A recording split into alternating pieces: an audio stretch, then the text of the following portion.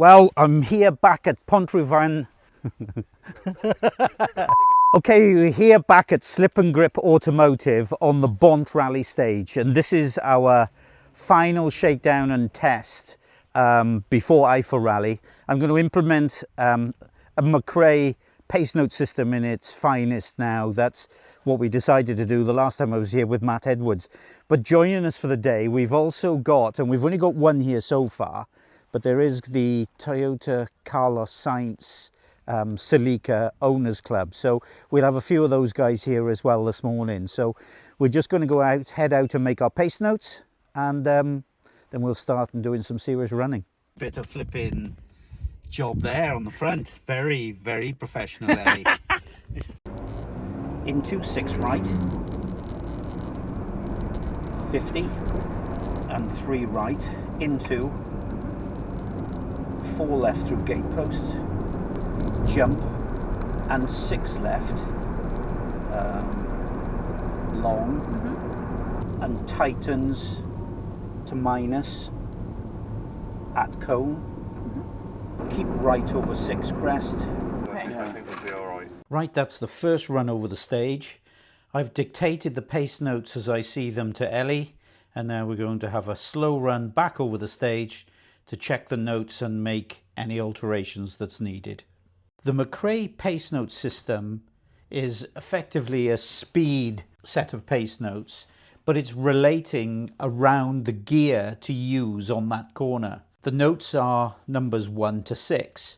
Number 1 is very rarely used because it's something very slow, very tight and very narrow. So the majority of the notes are always between 2 and 6. It helps me a lot to choose the right gear for the corner, which is something that I'd picked up previously. But in addition to just the gear pace note, there's also 3 additional speeds. So there's a plus, which means it's on throttle. There's a minus, which means it's a brake and the gear. And then there's a slow, which is really heavy braking and even left foot braking. So it all helps to make sure you're maximizing the speed around every corner. You see how hard it is on the brakes, this place? It's been ragging my car. I haven't ragged it. I think that whole pace note system really, now from what I learned with Matt, that is becoming more natural. Of course, there's 6 years of McRae pace notes in there. So the distances are maybe not great, but you know, they're good enough for the moment. Definitely. But I think it's going to work out okay, I think. Yeah, definitely. Good practice for Eifel. Right, that's pace notes done. And we've got a few more Celicas here. They're coming slowly but surely. So they're all getting excited, waiting to hear what this sounds like. So you can see I'm suited and booted and we're ready to go. So let's go and do a couple of quick laps and see what happens.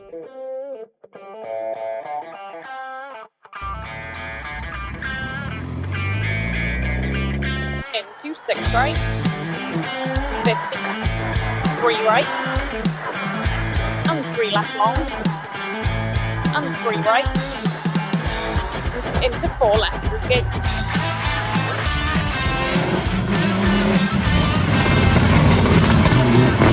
It's long to open double crest, 100. Long left, tightly slow 4 through post. 100.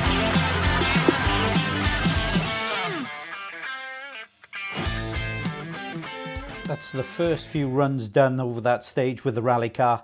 I do love driving the car. The notes feel really good. I'm much happier using the McRae pace note system. It's a lot more natural. I mean, I can react to them virtually straight away because it's a system that's ingrained in my memory. But now that's done, I want to go over and have a closer look at some of these Toyota Celica Carlos Sainz's in a bit more detail. You know, isn't that a lovely view? Look at all those Carlos Sainz Celicas. So basically here I'm going to choose which is the best car of the bunch here. And the winner is going to get a ride in the rally car now shortly. Right, let me think about this then for a minute. Difficult one. There's Chris there with 3 cars in the middle, 2 of the rally logoed ones, so he's really keen, but I've got myself a winner. And you'll see why in a minute, because we'll do some filming with the car. Okay, I have to say that I'm impressed generally with every car, but in fairness, Stuart, your car is exceptional. You must spend half your life bloody cleaning the thing. When you look down the side of this car, there's not a blemish on it. It's absolutely immaculate. And so totally original. Other than the wheels, of course. You should have left the standard alloys on. Inside, look at this car. For 100,000 miles, look at the seats. They're perfect. You know, I'm amazed it's in such great nick. And to be fair play, takes the biscuit. And what's the number of this one? If you have a look, the original Carlos Sainz. I'll show you now how not to drive a car anyway. Or not a standard one anyway. Probably it only comes out in the summer months as well. Yeah. I have to say, Stuart, you have to win it on your car alone. I've never seen a car so old, so immaculate, so fair play. But I am actually going to give a second prize. And Chris, the fact you've brought 3 cars today, and although you've had a go at replicating the colour scheme, it's almost there, but the fact you've brought 3 of your cars, and you even tried to bring another one, but it failed on you this morning. Chris, you're going to be my second place. But I'd like to thank you all for bringing your cars. Great stuff, and I hope you've enjoyed it. So what I'm going to do is I'm going to go out and just do a couple of runs, just get the car nice and warm, get the slicks nice and tacky, and then we'll take you for a couple of spins. How does that sound? Alrighty, well done to you both.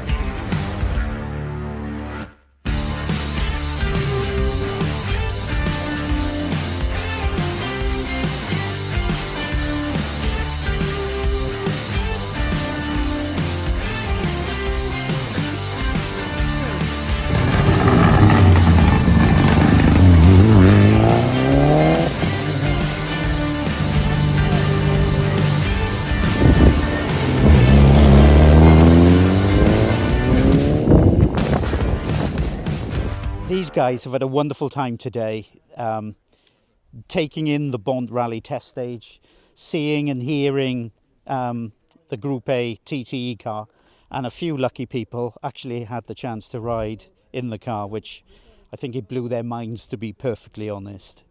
But it's been a great day.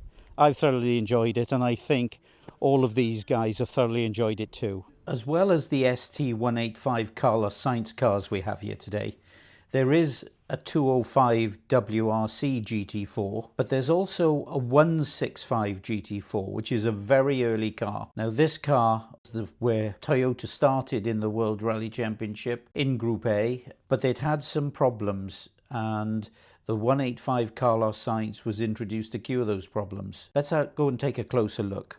This model of Toyota Celica, the 165, was the first rally car that TTE actually built. This car has got a modified front bumper, but it didn't have this big opening in the front. But the biggest problem they had with this car was overheating. It was always a battle to keep the temperatures down. And it was out of this that the Carlos Sainz car was born. It was an homologation special. It was called an RC in Japan, and there was some Group A models of the same thing that went to Australia. For us in Europe, it was a Carlos Sainz. This car had a few features that was going to overcome all of the heating problems that they had with the 165. They had a lot more bigger openings in the front. It had a fitted water spray bar in the bumper, so when temperatures get high, it would spray water on the intercooler radiator and the radiator itself. But one of the biggest things was the hole in the bonnet and the vents at the back of the bonnet. It was these two features in addition to that, that totally transformed the heating issues that they had. This car became so good, we didn't ever get any heating problems, and it allowed them to run at full capacity all the time. Beautiful engineering from Japan, and with lessons learnt from a rally car. And what a great car it is. And there's so few of them left now. It's quite remarkable. We're going to head out now and do a parade lap around this stage. The road cars would find it a little hard going, but at least it gives you a chance to see these iconic and quite rare Toyota Celica color Sainzes in the beautiful settings of Ceredigion.